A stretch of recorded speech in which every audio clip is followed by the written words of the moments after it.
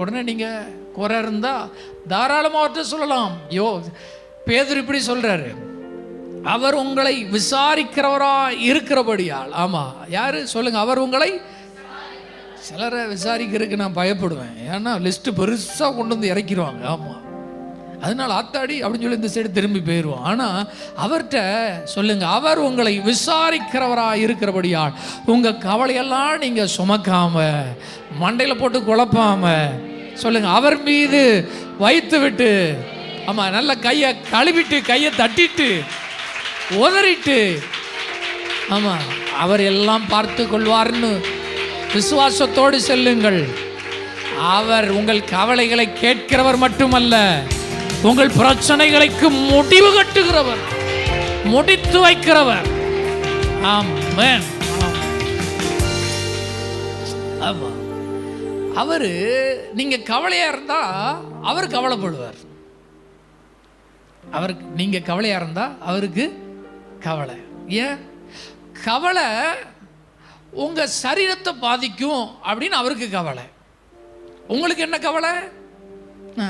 எக்கச்சக்க கவலை இருக்கு அப்படிங்கிறீங்களா?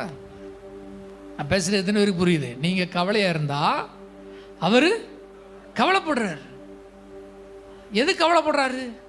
ஐயோ, இவன் கவலைப்பட்டுட்டே இருக்கிறானே, இந்த கவலை வந்து சொல்லுங்க ஹார்ட்ல போய் டம்மு டம்முன்னு அடிக்குத, இந்த சரீரம் வீக் ஆகுமே, ப்ரெஷர் கூடுத, சுகரு கூடுத அப்படின்னு அவர் உங்கள் சரீரத்திற்காக கவலைப்படுகிறார். உங்களுக்கு நிறைய கவலை இருக்கு. அவர் சொல்றாரு, அந்த கவலையெல்லாம் நான் என் சமூகத்தில் நீ வச்சுட்டு விசுவாசத்தோடு போ, மற்றதெல்லாம் நான் நினைஞ்சுக்கிறேன், பார்த்துக்கிறேன். நீ கவலைப்படுகிறதுனால் உன் சரீரத்தில் ஒரு முளத்தை கூட்ட முடியுமா? தேவன் கவலைப்படுவார். பவுல் இப்படி சொல்லுகிறார், போரடிக்கிற மாட்டை வாய் கட்டாதிருப்பாயாகன்னு பழைய ஏற்பாட்டில் எழுதியிருக்குல்ல. இது தேவன் மாட்டுக்காக சொன்னாரா? சொல்லுங்க, தேவன் மாட்டுக்காக கவலைப்படுகிறாரோ அப்படிங்கிறாரு. எங்க மாடு மேல அக்கறை வச்சா சொல்றாரு? இல்லைங்க, மாடை எக்ஸாம்பிள் வச்சு சொல்றாரு. மாட்டுக்காக கவலைப்படலை, அதை அவர் நமக்காக எழுதியிருக்கிறார் அப்படிங்கிறாரு பவுல். மாட்டுக்காக கவலைப்பட்டு சொல்லலை, அது நமக்காக எழுதப்பட்டு இருக்கிறது. அப்படி என்றால் அவர் நமக்காக கவலைப்படுகிறார்.